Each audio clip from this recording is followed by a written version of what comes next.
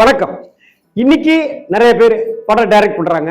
ஆனா ஒரு குறும்படம் எடுத்தேன், ஒரு ஷார்ட் ஃபிலிம் எடுத்தேன் அப்படின்னு சொல்லிட்டு டைரக்டரா வரவங்களெல்லாம் இன்னைக்கு பார்க்கலாம். நிறைய பேர் அது மாதிரி ஷார்ட் ஃபிலிம் எடுத்துட்டு டைரக்டர் ஆனவங்க நிறைய பேர் இருக்காங்க. ஆனா 20 வருடங்களுக்கு முன்னாடி அப்படி ஷார்ட் ஃபிலிம் அப்படிங்கிற ஒரு கான்செப்ட்லாம் கிடையாது. ஒரு டைரக்டர் கிட்ட அசிஸ்டன்ட் டைரக்டரா ஒர்க் பண்ணணும் பல படங்களுக்கு. அதுக்கப்புறம் அசோசியேட் டைரக்டரா ஒர்க் பண்ணணும் பல படங்களுக்கு. அதை அடுத்து கோ டைரக்டரா ஒர்க் பண்ணணும் சில படங்களுக்கு. இப்படி அசிஸ்டன்ட் டைரக்டராக இருந்து அசோசியேட் டைரக்டராக இருந்து கோ டைரக்டராக வளர்ந்த பிற்பாடு என் பேர் இது, நான் ஒரு கதை ரெடி பண்ணி வச்சிருக்கேன், நான் இந்த டைரக்டர் கிட்ட நான் இப்படி இத்தனை வருடங்கள் இத்தனை படத்துல வேலை பார்த்துருக்கேன் அப்படின்னு சொல்லி ஒரு கம்பெனிக்கு போனாக்கா, ஓ அப்படியா, வாங்க உட்காருங்க, சொல்லுங்க கதை அப்படின்லாம் கேட்பாங்க. இப்ப இயக்குனர் சங்கர் சார் இன்னைக்கு இவ்வளவு பிரம்மாண்டமான இயக்குனரா இருக்காரு இல்லையா, அந்த இயக்குனர் சங்கர் சார் அவர்கள் நம்ம டைரக்டர் S.A. சந்திரசேகர் சார் கிட்ட 8 வருடங்களுக்கு மேலாக கிட்டத்தட்ட 30 படங்களுக்கு மேல அவர் அங்க பணியாற்றி இருக்கிறார். இது ஒரு சின்ன உதாரணம். இது மாதிரி அதுக்கு ஒரு சர்டிபிகேட் இருந்தது. ஓ, இவர்கிட்ட இவ்வளவு நாள் ஒர்க் பண்ணிருக்கீங்களான்னு. சார் நான் யாருக்கிட்டையுமே ஒர்க் பண்ணல, ஆனா நான் படம் டைரக்ட் பண்ணுவேன் அப்படின்னு இன்னைக்கு வந்தாக்க ஏத்துக்கிற சினிமா உலகம் போல அன்னைக்கு கிடையாது. அவங்களுக்கு என்ன தெரியும் அப்படிங்கிறது இன்னைக்கு தெரியாது. ஒரு ஷார்ட் ஃபிலிம் பென்ட்ரைவை கொடுத்து, சார் ஷார்ட் ஃபிலிம் ஒரு 10 நிமிஷம் பாருங்க அப்படின்னு சொல்லி 10 நிமிஷம் ஷார்ட் ஃபிலிம் பார்த்துட்டு ரைட் இந்த கதையை டெவலப் பண்ணுங்க அப்படின்னு சொல்லலாம். கார்த்திக் சுப்புராஜ் மாதிரியானவர்கள்லாம் அப்படியாக வந்து இன்னைக்கு வெற்றி கொடி நாட்டியிருக்காங்க. இதெல்லாம் ஏன் சொல்றேன் அப்படின்னு சொன்னாக்க, ஒரு இயக்குனர், அந்த இயக்குனர் அந்த தேதியில யாரிடமும் உதவி இயக்குனராகலாம் இல்லை. ஒரு மிகப்பெரிய படிப்பை படித்த ஒரு பட்டதாரியாகவும் ஆங்கிலத்தில் பேரறிவு கொண்டவராகவும் அவர் இருந்தார். அவர் இசைஞானி இளையராஜா கிட்ட போய் நிற்கிறார். இது மாதிரி நான் படம் பண்றேன். அப்படியா, யார்கிட்ட இருந்த, எத்தனை படம் ஒர்க் பண்ணியிருக்க அசிஸ்டன்ட் டைரக்டரா? யார்கிட்டையுமே ஒர்க் பண்ணலையா? ஆமாம் சார், யார்கிட்டையும். என்ன கதை? தான் சார் கதை. சரி, நான் தான் இசையமைக்கணுமா? இங்கே இசையமைச்சாதான் அந்த படத்துக்கு வேல்யூ. சரி, பண்ணித்தரேன் அப்படின்னு யாரிடமும் உதவி டைரக்டரா இல்லாத சூழ்நிலையில் ஒருவர் வந்து நான் டைரக்ட் பண்ண போறேன் அப்படின்னு சொல்ல, அந்த கன்னட திரைப்படத்துக்கு இசைஞானி இளையராஜா அவர்கள் இசையமைச்சு கொடுத்தாரு.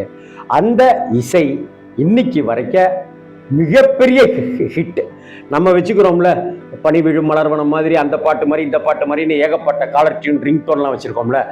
கன்னட மக்கள் நிறைய பேர் இன்னைக்கும் ரிங்டோனா வச்சிருக்கிறது அந்த படத்தினுடைய பாடல்களை. இன்னும் இளையராஜா சாருடைய பல பாடல்களை அப்படிதான் ஒவ்வொருத்தவங்களும் வச்சிருக்காங்க.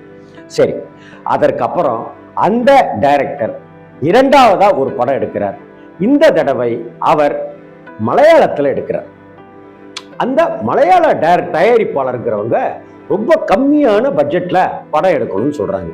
ஆனா கம்மியான பட்ஜெட்ல அந்த தேதிக்கு இசைஞானி இளையராஜாவை தொட முடியாது. அவர் அவ்வளவு சம்பளம் வாங்கிட்டு இருக்கிறார். சொல்ல போனா லட்சக்கணக்கில் சம்பளம் வாங்கிட்டு இருக்கிறவர். ஆனா முதல் படம் இளையராஜா அவர்கள் இசையமைத்து பெரிய பலம் தேடி கொடுத்தார். அதே போல இரண்டாவதா நாம எடுக்கிற மலையாள படத்துக்கும் அவர் இசையமைத்தால்தான் மிகப்பெரிய பலம் கிடைக்கும் நமக்கு அப்படிங்கிறதை உணர்ந்து திரும்பவும் இரண்டாவது படத்துக்காக இளையராஜாட்ட வரார். கதை சொல்லு அப்படிங்கிறார் இளையராஜா. வழக்கம் போல அவரும் கதை சொல்றார். அட நல்லா இருக்கையா, நல்லா யோசிக்கிறீங்க, நல்லா யோசிக்கிறீங்க.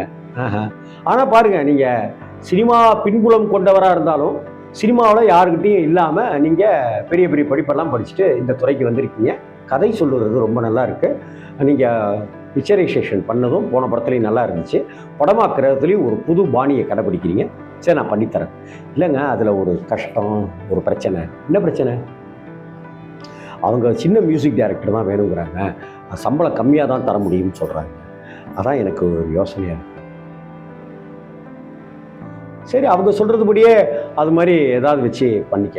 இல்லை, என்னுடைய முதல் படம் நீங்கள் பாட்டெல்லாம் போட்டு தான் பெரிய ஹிட்டு கிடச்சிது.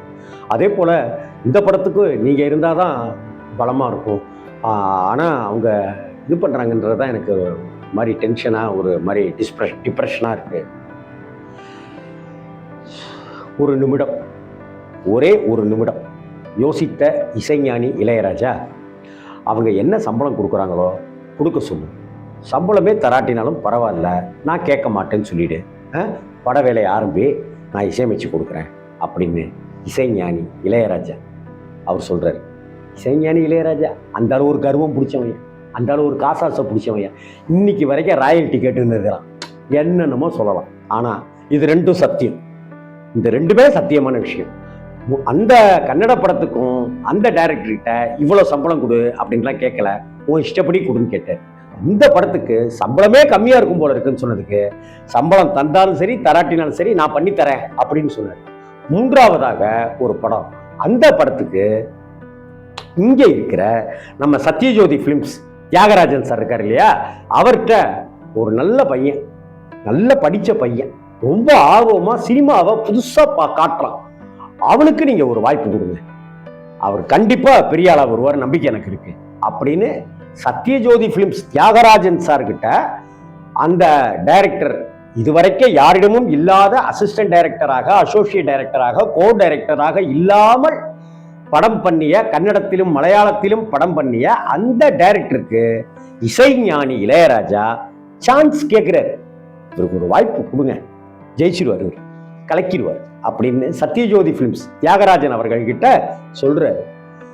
சார் நீங்க இது மாதிரிலாம் சொல்லவே மாட்டீங்களே சார், இதுக்கு முன்னாடி நீங்க நம்ம பாரதி ராஜா சார்ட்டேருந்து வந்த மணிவண்ணனுக்கு சான்ஸ் கொடுத்தீங்க சொன்னீங்க, அது மாதிரி கலைமணி சார் கொடுத்தாரு, என்ன சார் அப்படின்னா கண்டிப்பா கதை கேட்கிறேன் சார் நாளைக்கே அப்படின்னு சொல்லி அடுத்த நாளே சத்யஜோதி ஃபிலிம்ஸ் தியாகராஜன் அவர்கள் அந்த இயக்குனரை அழைத்து கதை கேட்டார். கதை ஓகே செய்யப்பட்டது, தமிழில் அந்த படம் வெளியானது. அந்த தமிழில் வந்த படத்திற்கும் இசைஞானி இளையராஜா தான் இசையமைத்து கொடுத்தார். இசையமைத்து கொடுத்தாருங்கிறத விட அந்த பாடல்கள் இன்னமும் நாம முணுமுணுத்து கொண்டிருக்கிற பாடல்கள்ல நம்ம மனசுல ஒரு பதியம் போட்டு பத்திரப்படுத்தி மனப்பத்தாயத்துல வச்சிருப்போமே, அப்படியான ஒரு பாடல்கள்ல அந்த படத்தினுடைய பாடல்களும் இடம்பெற்றிருக்கு. சரி, அந்த கன்னடத்துல வந்த அந்த படம் பல்லவி அனு பல்லவி அப்படிங்கிற படம், இசைஞானி இளையராஜா தும்பி வார்னெல்லாம் இசையமைச்சார் இல்லையா, அந்த படம் நம்ம அனில் கபூர் சார் ஹீரோவா நடித்தது.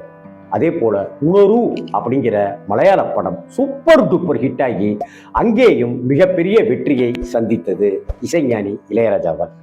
இங்க சத்யஜோதி ஃபிலிம்ஸ் தியாகராஜன் சிபாரிசு கேட்டார் இல்லையா, இவருக்கு ஒரு வாய்ப்பு கொடுங்க, நல்ல படிச்ச பட்டதாரி பையன், நல்லா சிந்திக்கிறாரு அப்படின்னு சொல்லி இங்கேயும் அந்த படம் மிகப்பெரிய வெற்றியை தேடி தந்தது.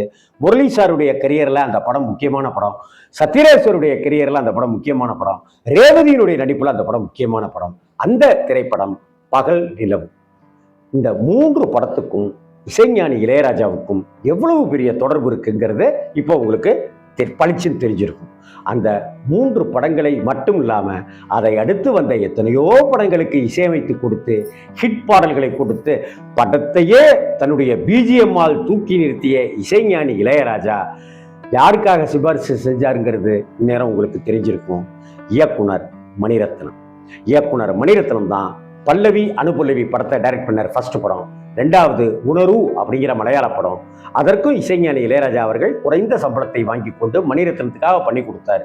3வது பகல் நிலவு, இந்த முறை அவருக்கு சான்ஸே வாங்கி கொடுத்தார். ஆக தமிழில் மணிரத்னத்துக்கு சான்ஸ் வாங்கி கொடுத்த முதல் நபர் இசைஞானி இளையராஜா தான் அப்படிங்கிறது எத்தனை பேருக்கு தெரியும்? இந்த விஷயம் புதுசா இருக்கே அப்படின்னு சொல்றவங்க மட்டும் இல்லாம இந்த வீடியோவே உங்களுக்கு பிடிச்சிருக்கு அப்படின்னா லைக் பண்ணுங்க, கமெண்ட் பண்ணுங்க, ஷேர் பண்ணுங்க, சப்ஸ்கிரைப் பண்ணுங்க. இசைஞானி இளையராஜாவை திட்டாரு, நமக்கு மணிரத்னம் மாதிரியானவங்களெல்லாம் கொடுத்துருக்காரு இல்லையா, திட்டலாமா? வணக்கம்.